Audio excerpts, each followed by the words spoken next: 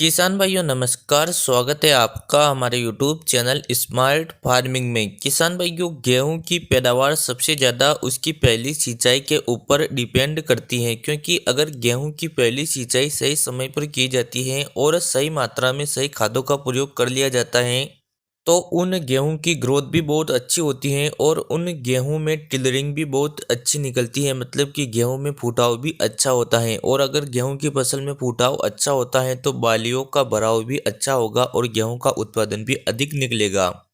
तो इस वीडियो में हम आगे डिटेल से चर्चा करेंगे कि गेहूं की फसल में पहली सिंचाई कितने दिनों की अवस्था पर करना चाहिए और पहली सिंचाई के समय पर हमें कौन कौन सी खादों का प्रयोग कितनी मात्रा में करना चाहिए जिससे गेहूं में अधिक से अधिक फुटाव हो। तो इसकी पूरी जानकारी के लिए आप वीडियो को बिना स्किप किए अंत तक देखिए, और आप हमारे चैनल पर पहली बार आए हो तो नीचे दिए गए लाल अक्षरों के सब्सक्राइब के बटन पर क्लिक करके चैनल को सब्सक्राइब कर दीजिए।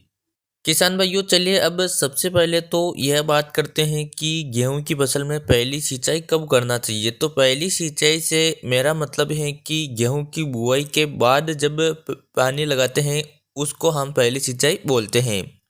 तो बुआई के 20 से 25 दिनों के आसपास गेहूं की फसल में पहली सिंचाई करना चाहिए, क्योंकि उस समय पर गेहूं की सलियां फट जाती हैं। अब सलियां फटने से मेरा मतलब ये है कि उस समय पर गेहूं के पौधों में फुटाव शुरू हो जाता है।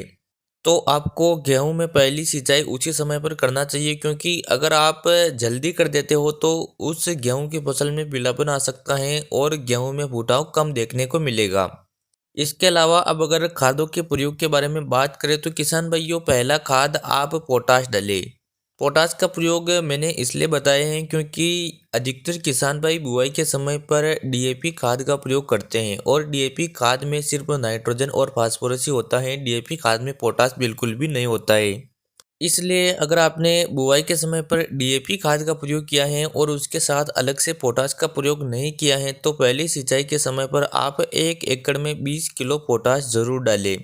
अगर पोटाश के फायदों के बारे में बात करें तो किसान भाइयों, पोटाश गेहूं की जड़ों के विकास में सहायता करता है। मतलब कि पोटाश के प्रयोग से जड़ें जमीन में ज़्यादा गहराई तक विकास करती हैं, तना मजबूत बनता है और पौधे को कीट और रोगों से लड़ने की क्षमता प्रदान करता है। इसलिए आप पोटाश का प्रयोग जरूर करें। लेकिन अगर आपने बुआई के समय पर एमओपी खाद का प्रयोग किया है या फिर आपने एनपीके 12-32-16 खाद का प्रयोग किया है तो फिर आपको पहली सिंचाई पर पोटाश डालने की कोई भी आवश्यकता नहीं है।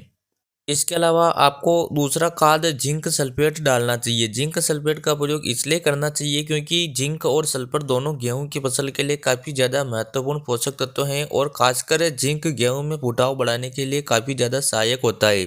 जिंक की कमी से गेहूं में फुटाव कम होता है, गेहूं की फसल में पीलापन आता है और गेहूं की ग्रोथ में कमी देखने को मिलती है। इसलिए आप जिंक सल्फेट का प्रयोग जरूर करें। लेकिन अगर आपने बुआई के समय पर जिंक सल्फेट का प्रयोग कर लिया है तो फिर आपको जिंक सल्फेट का प्रयोग करने की कोई भी आवश्यकता नहीं है।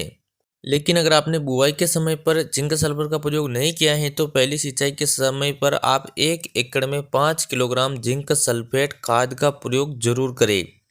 इसके अलावा आप 1 एकड़ में 45 किलोग्राम यूरिया खाद का प्रयोग भी जरूर करें। किसान भाइयों, यूरिया खाद में नाइट्रोजन होती है और पौधे को सबसे ज़्यादा नाइट्रोजन की ही आवश्यकता होती है। अगर नाइट्रोजन की कमी होगी तो पौधा ग्रोथ नहीं कर पाएगा, पौधे की पत्तियों में पीलापन आ जाएगा और फुटाव बहुत ही कम होगा।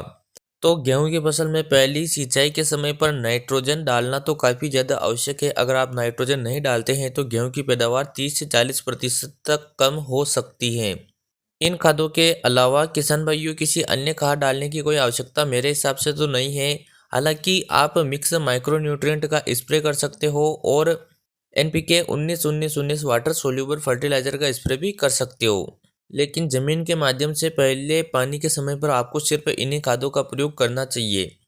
तो किसान भाइयों, इस वीडियो में बस इतना ही। आपको वीडियो कैसा लगा कमेंट करके अवश्य बताइए। चलिए मिलते हैं अगले वीडियो में। जय जवान जय किसान।